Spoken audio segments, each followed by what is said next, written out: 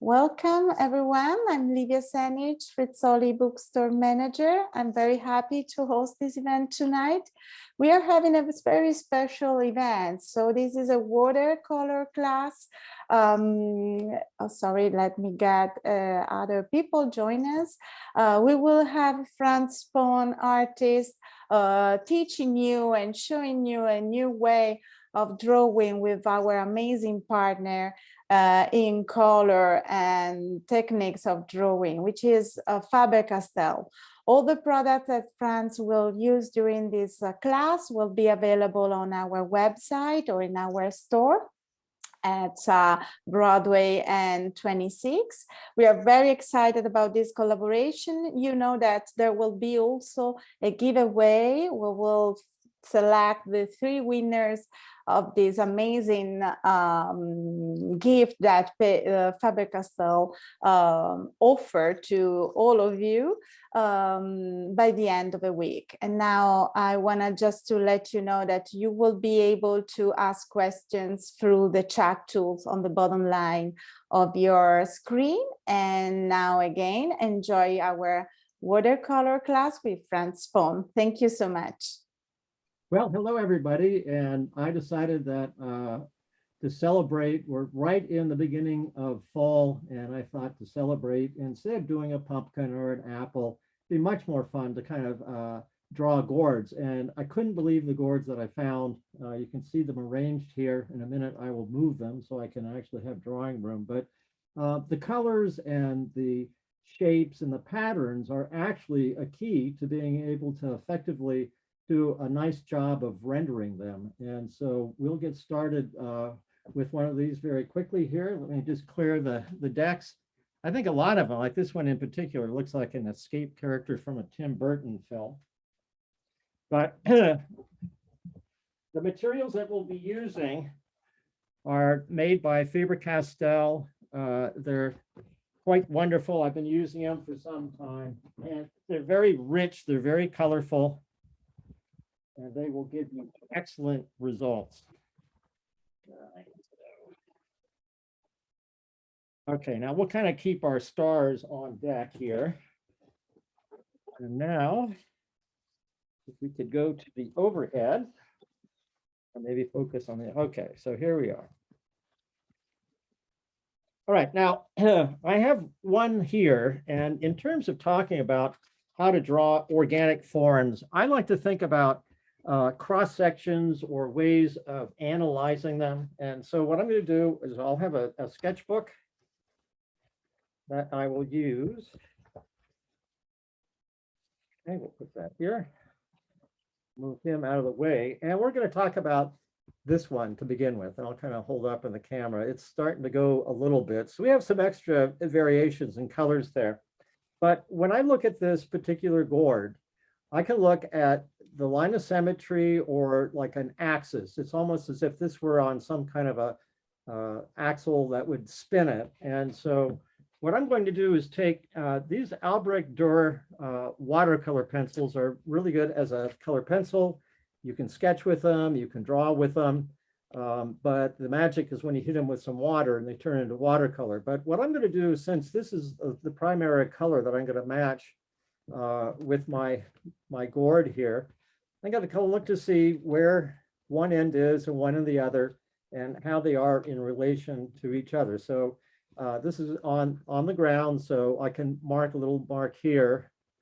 And then if I think about sending a wire through there through the center, then I've got another spot here. And you can do the thing where you can kind of do the proportions. It's about twice as long as it is high. But I wanted to make mention of the cross section. So we're going to cut it open. All right, so we're going to try to cut it open. All right. Okay, so essentially it's more of kind of a circular thing inside. All right, and that's the shape of it at that point. But if you look at a circle, but you look at an angle, it's more of an oval. So that when I start making the structural things that I'm going to use to draw this, we'll kind of put it back together here and pretend that never happened.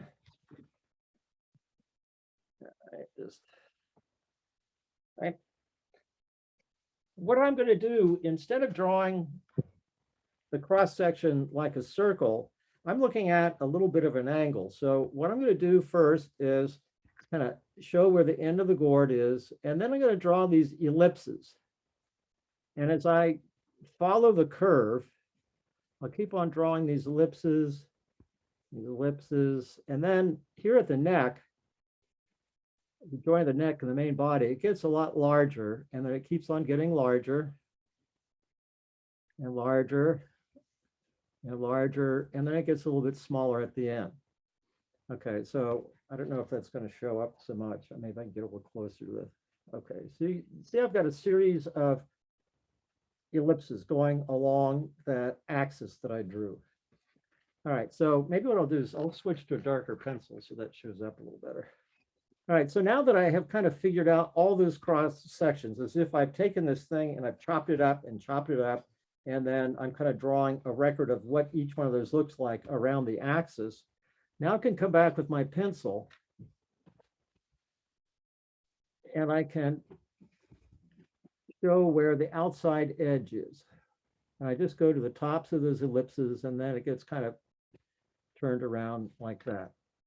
All right, now, when I'm looking at the patterning of it, the other thing that is going to help give me the shape and everything, and again, I'll kind of hold it up so you can see it a little better, those stripes. And that's one of the reasons I was kind of deciding to take all these gourds, because they all have stripes and patterns that will help you develop the form. All right, at the end of it, there's this really interesting kind of starburst pattern in green. So I'm going to take, well, let's see, I guess I'm looking at it that way, so we might as well keep it that way. All right, so I'm going to take this, and when I look at it, it kind of starts at the center here. You can see the end of it, and then it kind of bursts out this way, and it bursts off this way, and it comes out like that, and down like that, and like that. Okay, so I've got the two ends.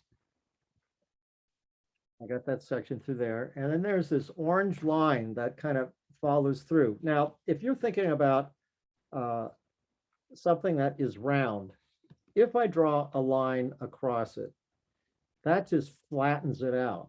But if I go with the surface and I do a curved line, that gives you a better idea. See, let's do that in black because I see that's not. All right, again, so if we have two circles and I draw lines across like that, that flattens it out. So that becomes a flat shape. But if I do a series of round lines, then that gives it a better feeling for the overall volume of it. So that's what we're going to do with the stripes of these gourds, that I can see that the one that comes straight across, that is kind of in the center, stays fairly straight. But then when it gets to the neck, it dips down, comes around, and then goes to there. So you can see how it undulates between, it's a little straight there and comes down. Now the next one that comes off of this is much more rounded. And again, when it kind of comes to that neck, and then it almost disappears. And then this one does the same thing. It's coming across here, but then it disappears and it doesn't reappear until about there. And there's one here that just doesn't go anywhere, but disappears entirely. Okay, so now what I've been able to do is kind of show the shape of it, the overall shape of it. I'm using the stripes to kind of help describe the volume of it. And then this is when the magic comes in. I'm going to take my yellow pencil and I'm going to just add just a little bit in the places that are the darkest, where they are in the shadows. And that's another thing that'll help give you the volume, is if you can get a feeling for the lighting on it. So I'll make it pretty heavy. And then I'm going to come over here and do the same thing. If you notice, I'm not holding the pencil like I'm writing somebody a letter. I have a tendency to hold it way at the end, and then that way I can control a light deposit or I can go over it and go over it and go over it and build that up, or I can use a little more pressure, but I have a lot more control over it, and I'm working more at the surface instead of creating a line. All right, so this end also has a little bit darker, and then the shoulder kind of in through here, especially at the bottom. That's like that. So now when I take this is a water pen or water brush.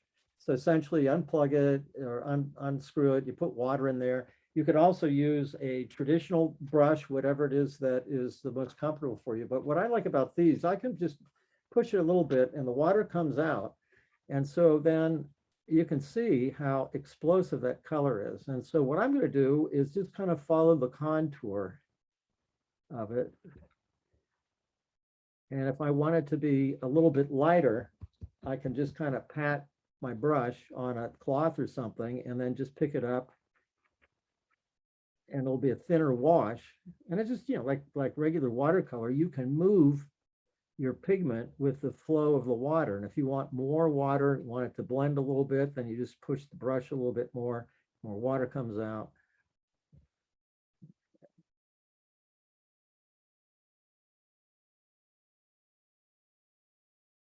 Okay, so there we go. All right, so this is, you know, kind of a basic. This is to get us started and think about it. And then also the other thing that I think is very helpful is to get shadows. And so as I'm looking at this particular squash and the way that my lights are set up,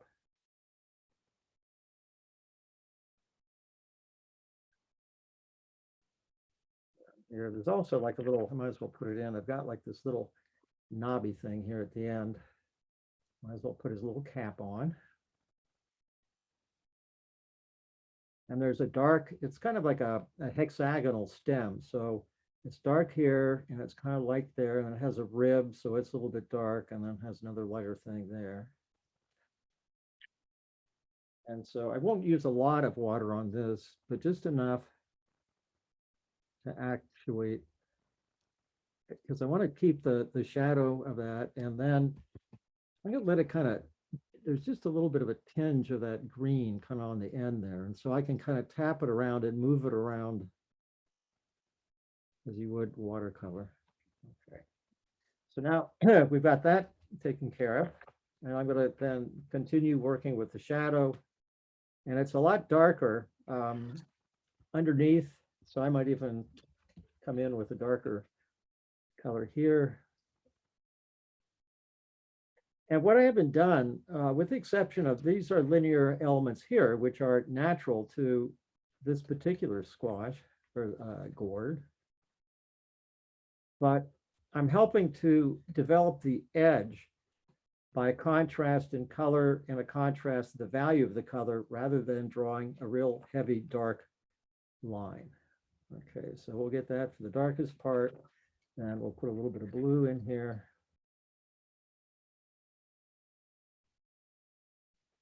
And again, do the magic with the water. And so we can get a nice shadow to kind of help lift it off the table a little bit, especially underneath the neck there.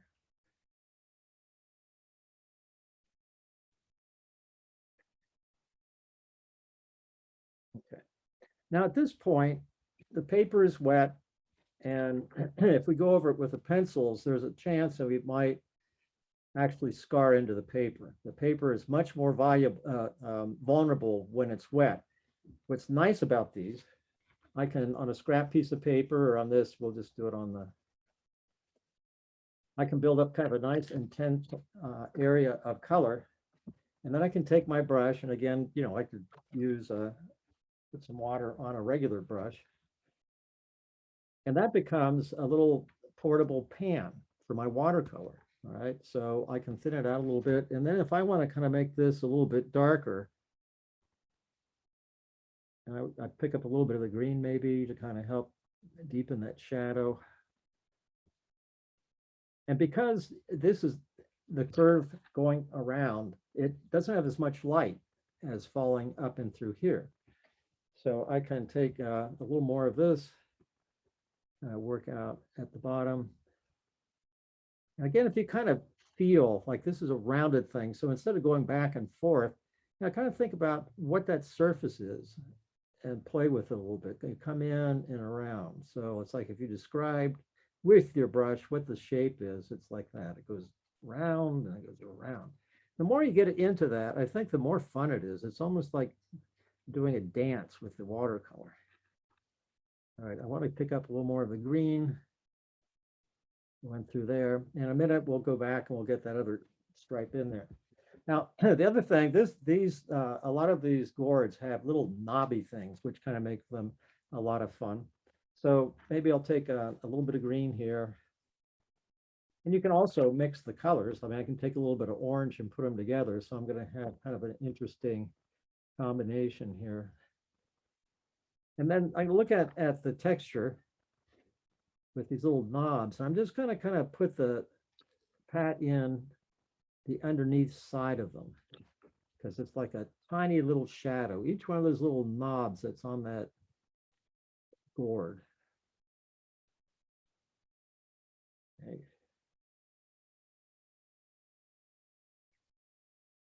They're all over the gourd.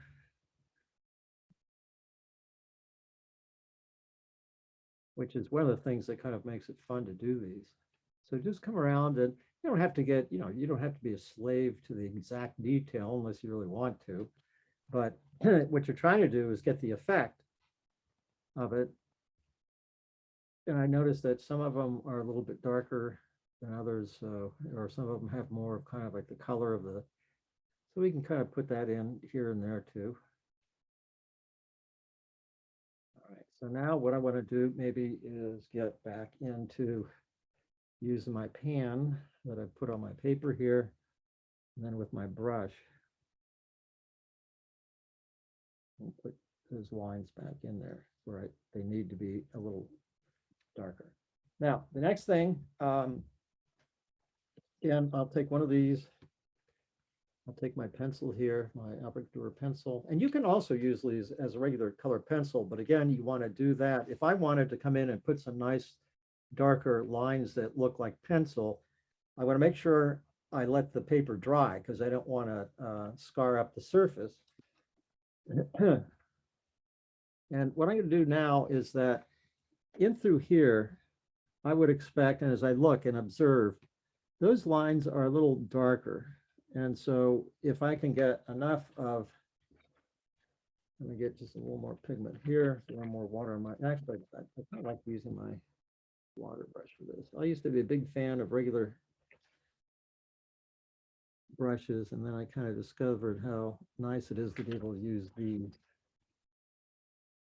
So as it kind of comes down over the edge, there's a little less light, so those lines are going to be a little more pronounced, and I like kind of that effect. And then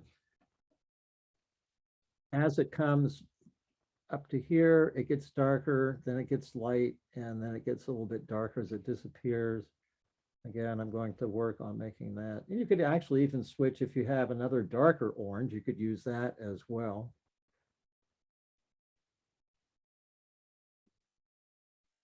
On the neck, it goes through there.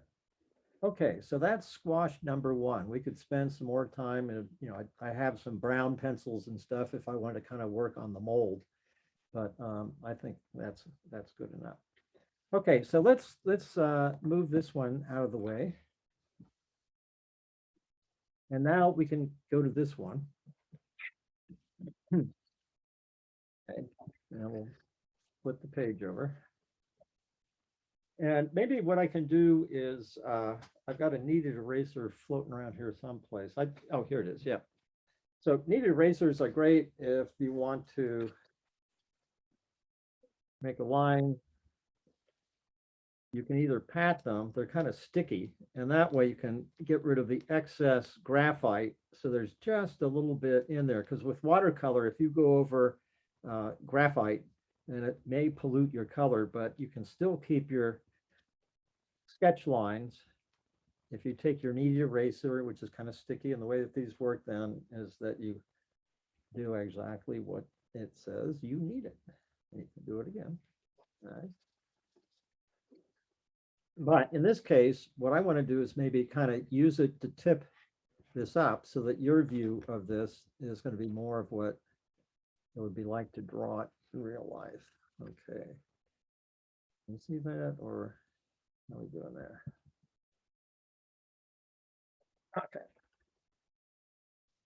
Now, what I am going to do is use an orange Albrecht Durer pencil again for my sketching, because these are water soluble, and when I go to some other material and use it, then the water in those materials are going to blend this out and you'll never see the line. Okay, so again, I'm kind of looking to think, all right, there's a line here, line of axis, almost like this is a top. And then, as I mentioned, if you look straight at a circle, it looks like that. You know, it's a nice round thing. But as you start getting more of kind of a view of it from an angle, that circle starts looking more like an oval.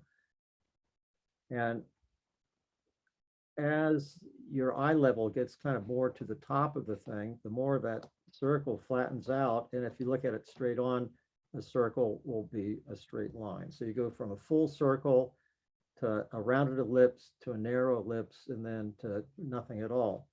So when I look at this, the top of the pumpkin, as I'm looking at it, is just for the gourd. I guess it's I don't know what it is, but it's interesting. So I'm going to kind of sketch a disc that's like that. And the center of it is here, and that's where the stem is going to go. All right. Then if I come down a little farther here, then what's that going to be like? Okay, well, that's going to be another one of these ellipses, but it's going to be maybe a little more rounded. So I'll draw it like that. And then when I finally come down to the midpoint here, okay, so it's coming down there. So it's about like this, and it sticks out a little farther yet, a little more round. It goes around like that. And then we start going back into it, getting a little less wide, and it tapers down to the bottom. All right, so I'm going to kind of sketch what that shape is. Again, I'm using the watercolor pencil. And so that kind of gives me an idea of, it's a little irregular there, so it comes in through there. Now, the next thing to do is look at the ribs. So there's 1, 2, 3, 4, 5. Okay. So coming from the center, I've got one rib that pretty much comes out here, and that defines the edge of it. Then I have another one coming from here that comes around like that, and then tucks underneath there. And I have one that comes from here, comes about like that. Then I have another one that comes like this. Another one that comes around like this. So this kind of helps me keep track of the different parts that make up the entire gourd here. So again, so now when I come around here, there's a little bit of an indentation because each one of these things bulge out a little bit and then go in. And so there's a little space in between the two of them, the two pieces, okay? So I can emphasize that a little bit. Like that, like that. And then up at the top, it's kind of the same thing, that these are kind of rounded here, rounded here, rounded there, rounded there, rounded there. And of course, if you go to the other side, it's the same kind of thing. So what happens is that you have kind of like a little pit for that stem to sit in. All right. So now what I'm going to do, I'm going to take one of my Albrecht Durer watercolor markers. Okay, and so they have two brushes, points. One of them is like a bullet point, and these are really good for linear work. If you have anything that requires a linear work, but the one that I use more than anything else is the brush pen. And the brush pen is nice because it's nice because it works like a brush. You can have a very thin line, and then you can get a very thick line. You know, so it can be very descriptive of the way that you, and the energy of the way that you draw. These are really intense. They're very, very, very intense. And so that when I apply the color here, I notice that the spines of these, the part that bulge out, are actually the darker colors. So I'm going to come down the center here, and then they kind of balloon out here a little bit, and they balloon out here a little bit. And then we'll get to the green splotches later. And then the same thing here, the little line there, a little color there, a little color there, and then it gets to the green. So we'll get to that in a minute. All right, so now what I'm going to do is put some water on my brush, and then as I feather it out, I can get the pigment to flow. And I have a lighter tone, and then I've got the darker tone in the center. So it has kind of a nice staining effect. And the same thing is going to happen here. I want to, let me get it really juiced up here. So I generally will lay in the darkest areas first and get the lighter tones by drawing with a brush or my water brush away from those dark areas. Okay, so this way you're starting to get some of the dimension that comes with that shadow and darker colors. So I'm going to very carefully, now even the tip of this may abrade the paper. So instead of just drawing it down, but I want this to be darker, and it kind of, I want it to bleed in there a little bit, because it's kind of the way that it naturally does anyhow. And then I'm going to take my brush and daub it a little bit, and then I can start getting it to go gradually from a very intense color in the center and to more of kind of a darker color on those ridges. So already it's starting to kind of build that up. Now I can take my green.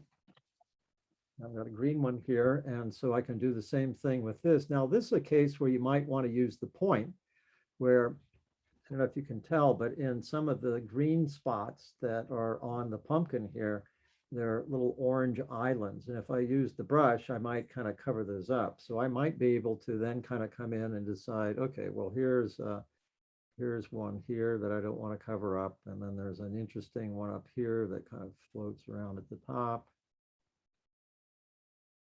And there's another one that's over here. And then right on the face of it, underneath, there's another one that's kind of like that. And if I want to, then, you know, I could also come back with the point of this, just to remind me that I don't want to fill that in with green.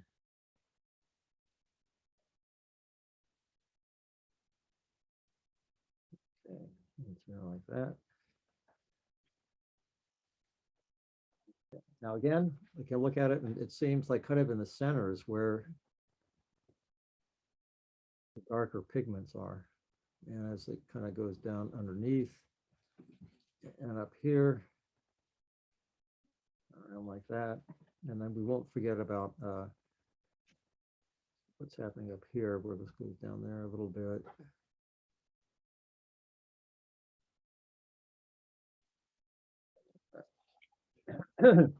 So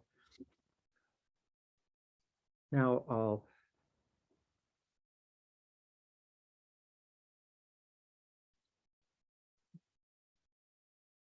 I can start working that through. And so I can get it like a nice combination of the green and the orange. And through here, I notice that there's just a little bit that's in through here, got a little spotty bit that's in here. And as it comes up, you know, I want it to follow through the flow. And then we've got the one in the center here. And I think that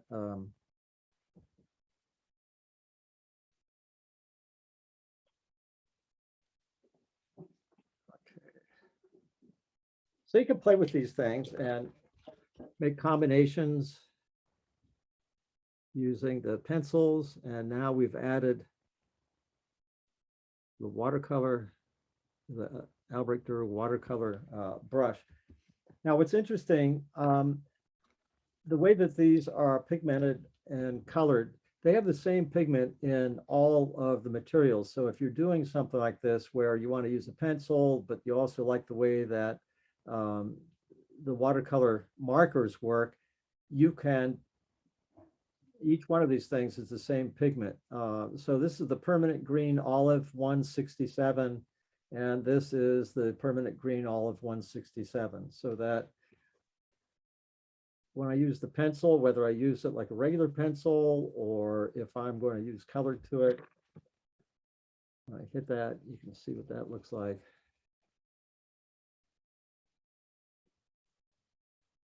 And then I can use the same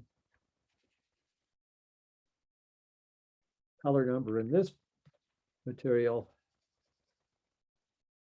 and it'll be the same as that one. So that way you can mix and match as you like.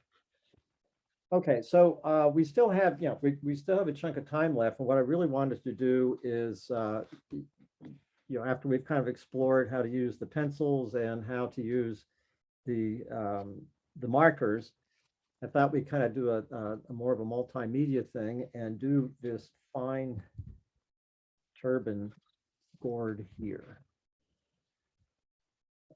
So, all right, now for this, the paper, what I've been using in this case, this is a Stonehenge white sketchbook.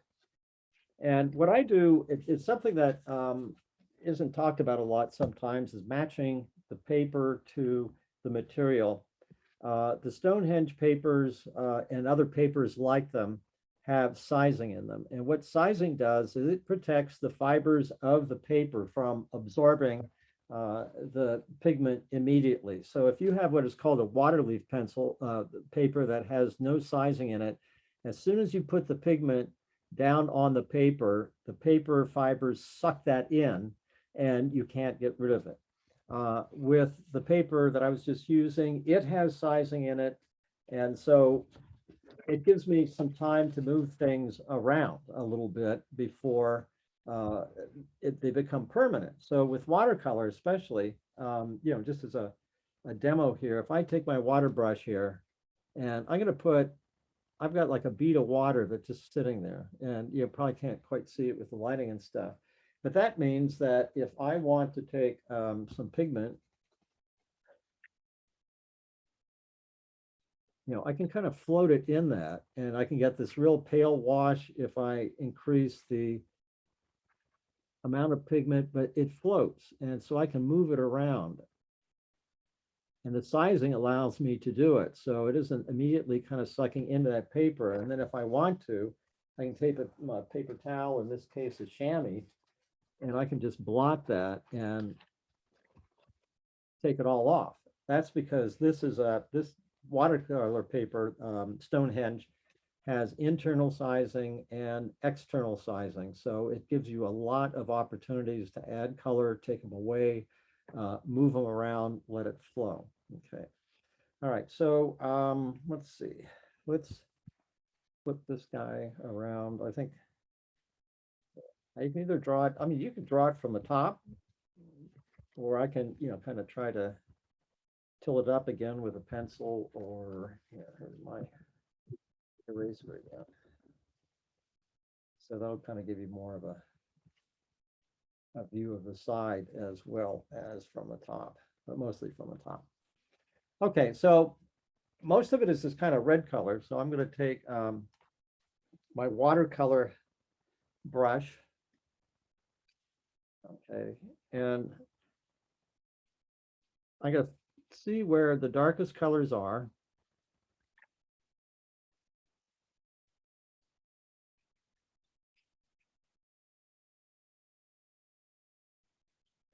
Take my brush and then kind of move it around. I want to kind of start off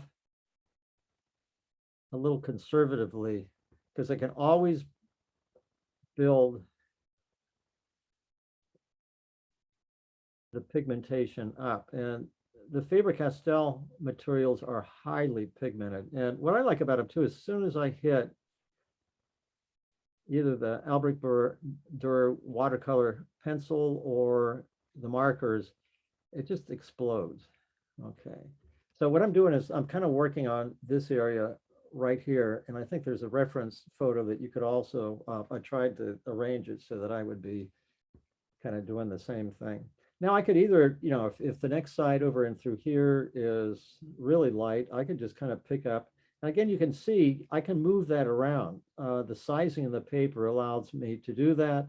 And if I thought, well, I want to try that again, I could take my chamois and I could block it out. So what I want to do is try to get kind of a lot of the main color in here.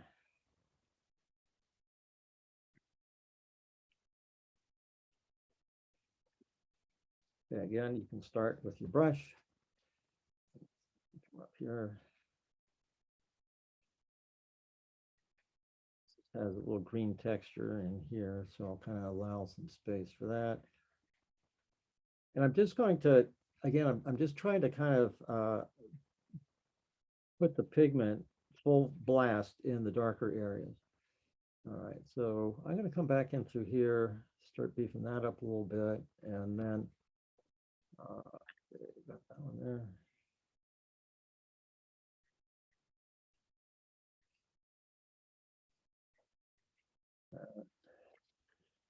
And then this is kind of behind it. There's some green up there.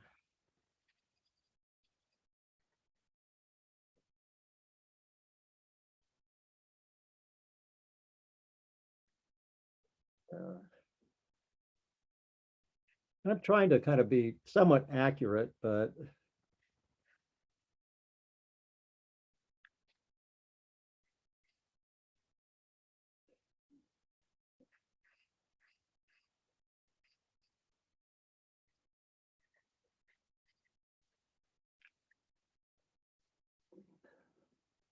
all right, so this is where the light's hitting it, and it's a little bit lighter. Okay.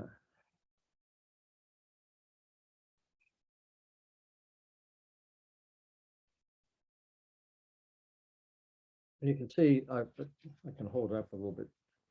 If you can kind of see the way that it articulates, like it's starting to collect there. I can still wet enough. I can move stuff around. So I've got a lot of, I got a lot of flexibility in here, what I can do with it. Okay, so right over here, there's kind of a stripe that is up here. And then we got white stripes and stuff that's coming around there. Okay, let's get some of this going. This part in through here especially is pretty much red gourd.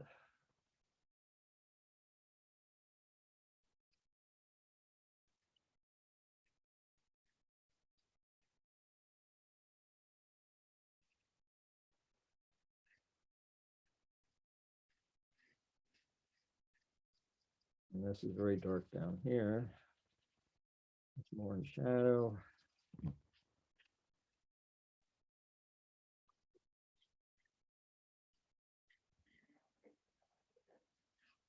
Drips down there.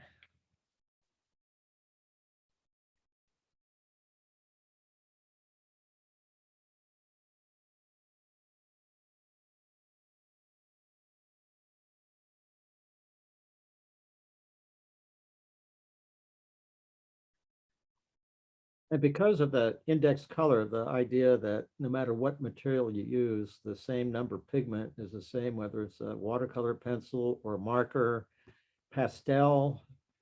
If you're really into doing multimedia projects, you can be sure that the pigment is consistent through all of them. But once this would dry, then I could start to work in some detail with watercolor pencils if I feel like I get more detail using that. And then there's the Polychromos pencil, which is Faber Castell's, it's kind of more of a traditional watercolor pencil, but I mean, drawing pencil. But it's the same thing in terms of the coloration, that the pigments match.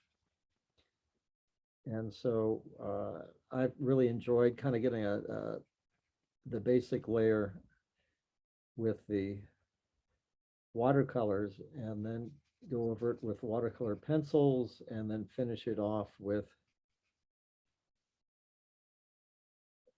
the regular color pencils. Well, it's starting to look a little bit like something.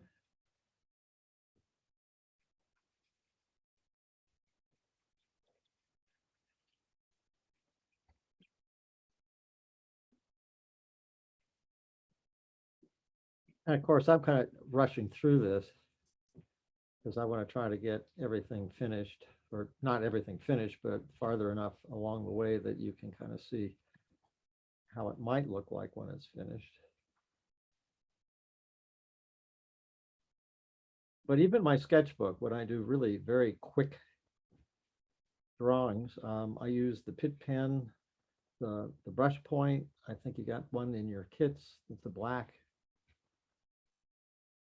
Okay, now what I'm doing is squeezing a little extra water out to kind of get it to flow, so I get these nice kind of textures.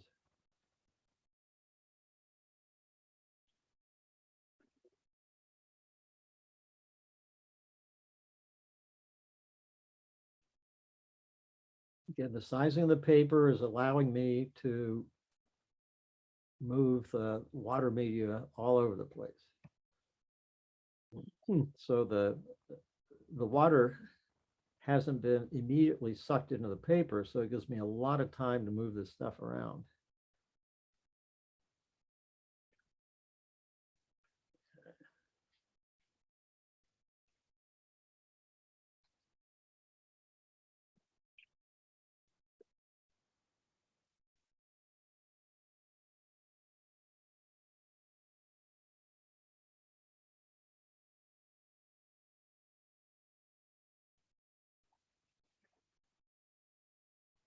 Okay, we'll let that kind of set up for a little bit because I want to come back and start putting shadows in so we can start getting, you know, like there are these ribs that are kind of ridged there, and then one comes down like that. So it kind of comes across like that. And if I let this dry, then I can start building up those shadows to really kind of take advantage of that. Okay, now let's get some of the green in. I got some green that's up here. It's at the top and then it curves down. Again, if you can make the strokes that are consistent with the surface. And through here, there's quite a bit of green texture. What I like about this one, I mean, the stripes and turban gourds are very pronounced. You can really use those to your advantage to get nice effects here. And the background, these are kind of pretty green.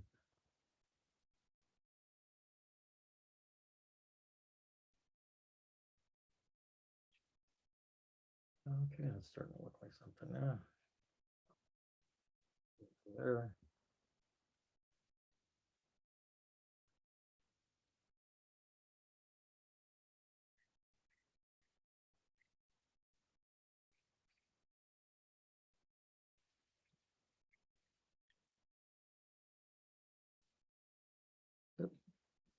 Actually, that works out well. I was thinking that this is kind of a combination of red and green in through there, so worry so much that, okay, so if I want to now, like, you know, if I decide, oh, that was a little bit too dark, I can use the water, get it to flow around.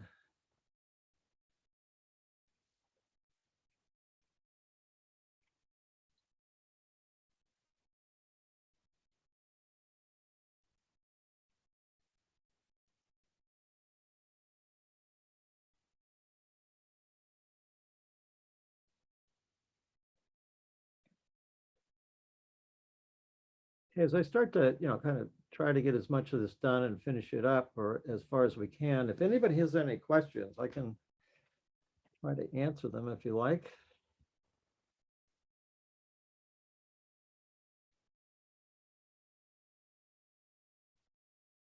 I think the most fun thing to do is just get started.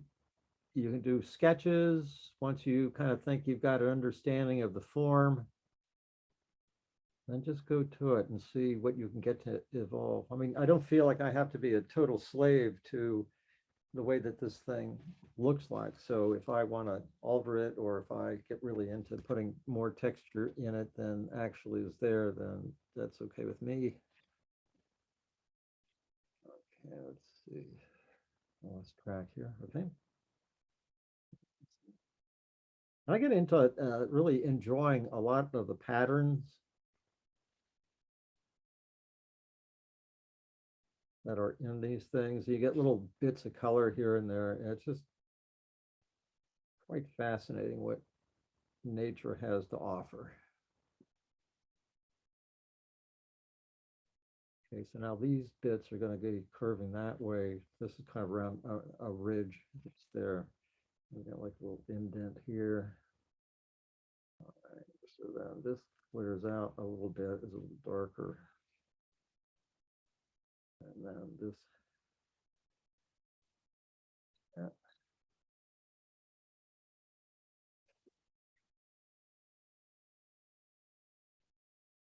Again, if I kind of squeeze that liquid out, I can draw the pigment into the water.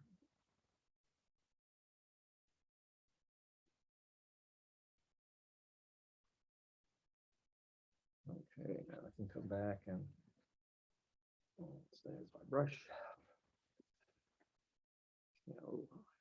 Extra bits that are coming in through here, just along the top ridge of that one. Because instead of going flat, I'm trying to go with the curve, which is that piece that's right in through there. And if I look across here, there's a really vibrant kind of orangey red that's in here. Put that there. The contrast, I mean, first you've got the contour kind of like that, and then you have the contrast between this real intense kind of reddish orange color, and then I'm going to build that up a little bit darker. It's a good time to kind of use a pen, so I've not. There we go.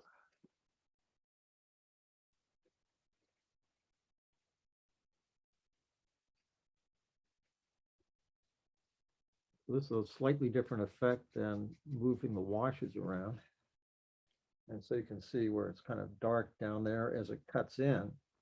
And as it comes around, then it starts giving you more kind of a look that we may be going after. Okay, up here at the top, right in through here.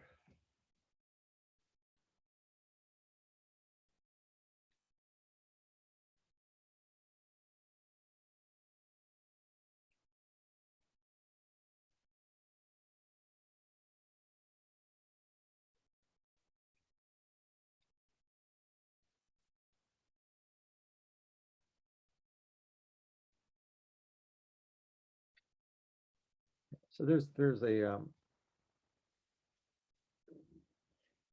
lobe that comes in here and it goes in and then comes out again. And right in through here, there are these kind of veins and this real interesting kind of fibrous texture. So I'll work on that a little bit with my pointed end of the marker. There's just a little bit of a, and then it kind of blends into this overall kind of combination of red and green. So if I use a nice thin application of water there, I've got the transparent color and I got the more intense color, and that's going to kind of do a nice job in giving me a feeling for what's happening there.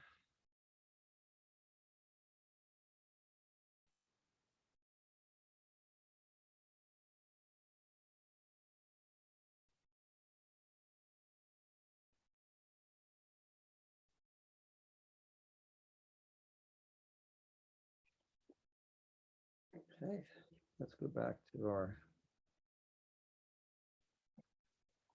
green.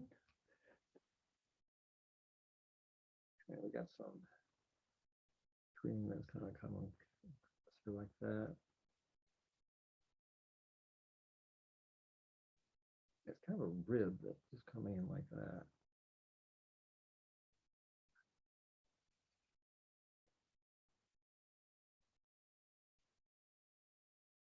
Again, I'm kind of using the strokes that are consistent with the shape.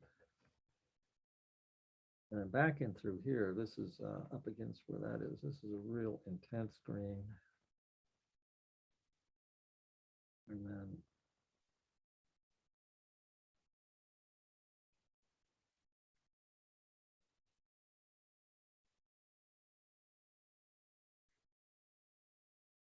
the rest of it is kind of a little scruffed up. It's more on kind of this ridge that I have my darkest green.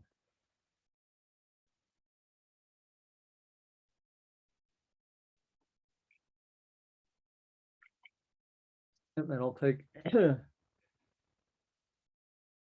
take this and start to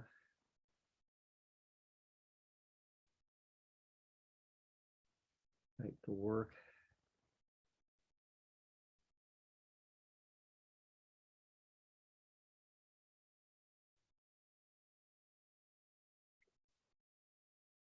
And then it gets quite light here.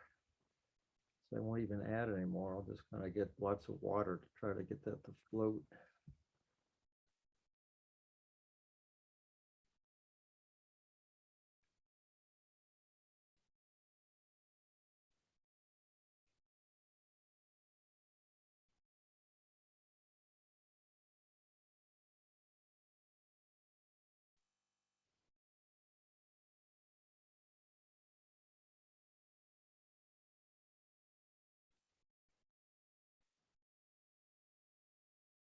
So right there, I got another.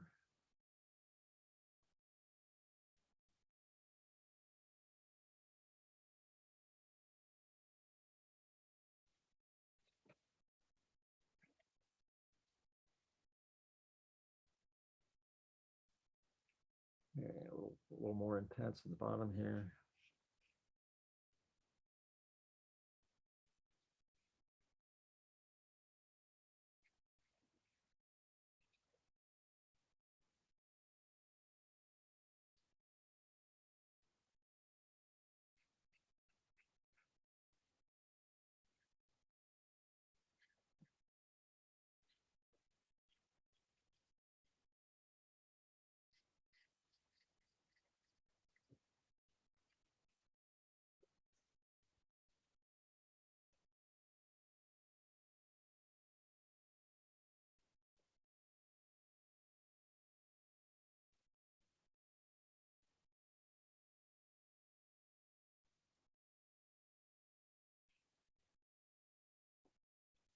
More on that shoulder.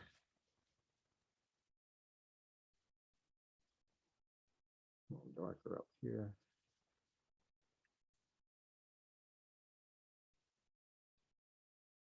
I'll feather it out with a little spurt of water with the water brush.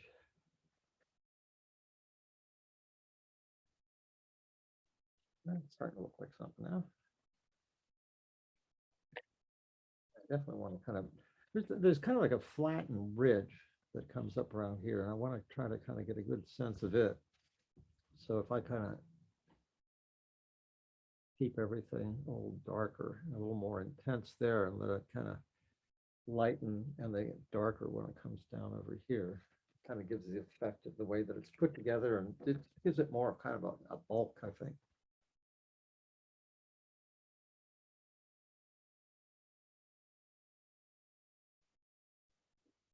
There are a couple little places where the green and the red seem to kind of blend on top of each other. I love those combinations. Okay, so what is happening here? Oh, there's a little bit in through there.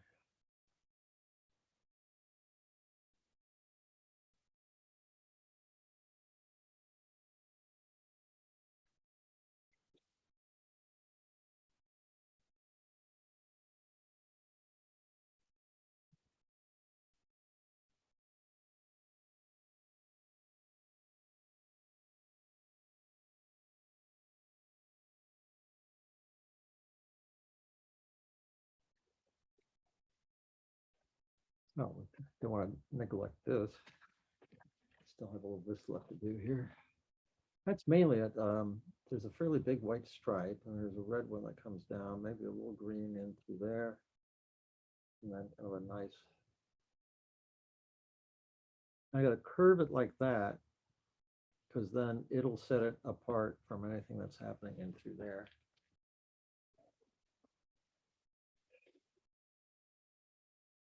I just got a little bit of soften that a little bit, put a little texture.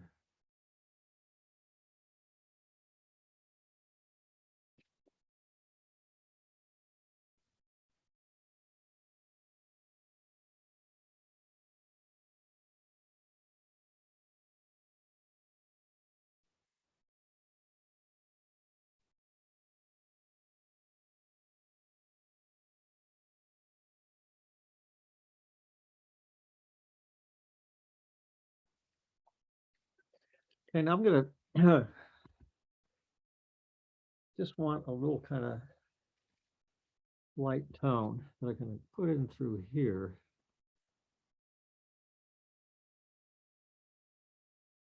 Because that'll help to find the top ridge of that and make that kind of go down. It'll make this kind of go down into there.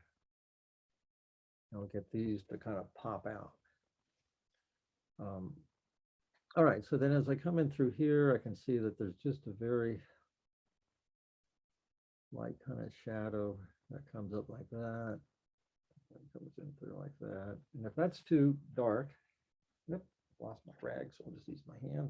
You can kind of blot it a little bit so that becomes a real subtle shadow. And then up and through here, this has got to be just the same thing. Oops, throwing everything around here. I'm like that excited.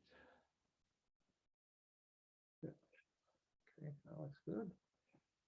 All right, and through here, as it kind of comes down, all right, shade that just a little bit. So I just want the lightest tone so that this becomes a bright white.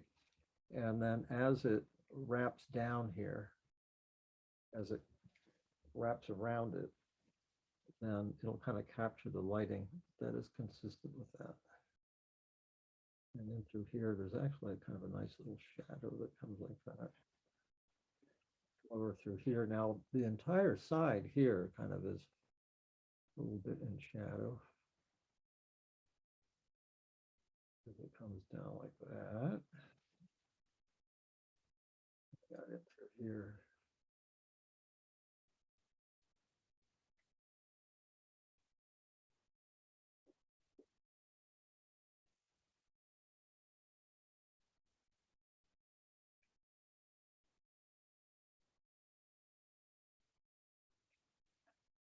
Okay, so I just got a little left here. We're getting close to the end of it.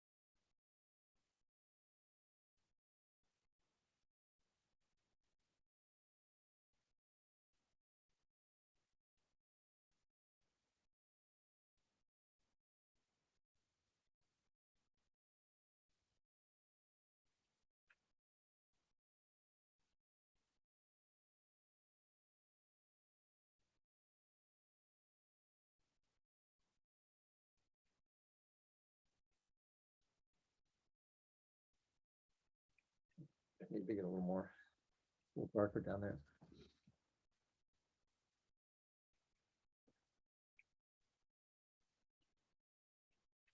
Now, one thing in the very few seconds we have left here, I didn't mean to be rude and keep you here longer than necessary, but once all this dries, maybe I can go back to, I think that'll be dry enough.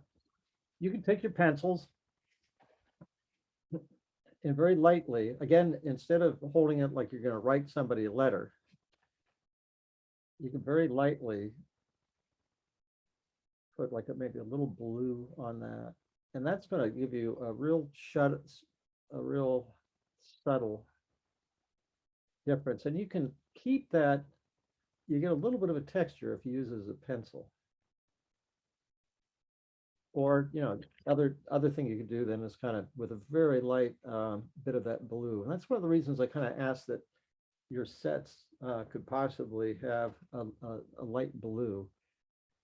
Because a lot of times that's really perfect for making some shadows or some real subtle marks and everything, especially like on one of the gourds that we had that, you know, like this one, it would be really good on a gourd like this because it's got these real interesting kind of blends of colors. So it isn't just one solid color that comes across here. It's a little bit blotched and mottled in through here. This one I like particularly well because it's got these little orange, you know, kind of insane things. This one is a fun gourd to kind of play with because no matter how you hold it, you know, you see different possibilities in terms of taking advantage of, you know, following the line. It comes around here, then all of a sudden it spreads out as it comes into here. And those are the little kind of cues that you can pick up on that will really kind of make this look very dimensional, mainly because of the patterning of it. Okay, let me just very quickly do one thing here. I've got another one of my Albrecht Durer watercolor pencils here, and this is dried enough that I can now kind of add.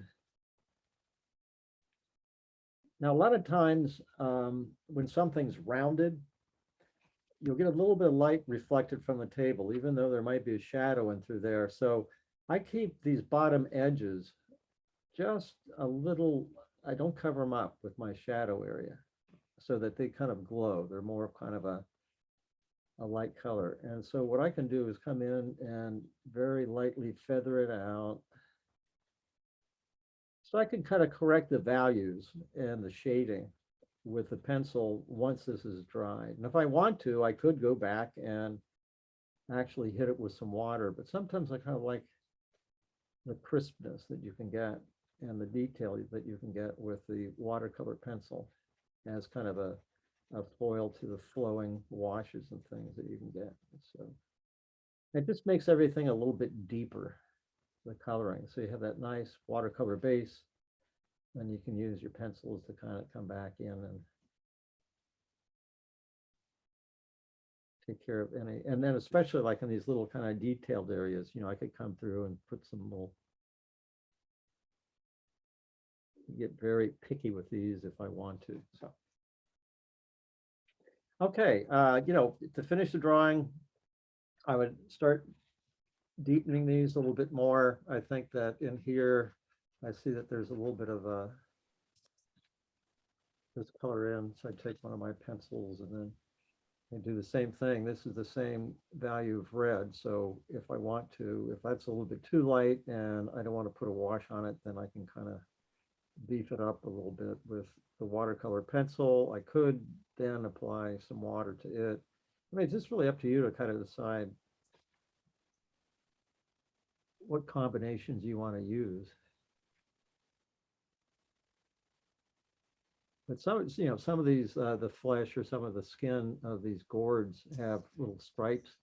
And so it might be easier to do that with a pencil the same color than trying to do it with a brush.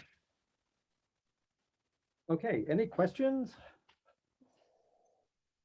Well, first of all, thank you so much, Franz. This was so amazing. That's what's really inspiring. And, I saw that there were many people actually in chat with the help of Laura asking questions about your, you know, techniques and tools.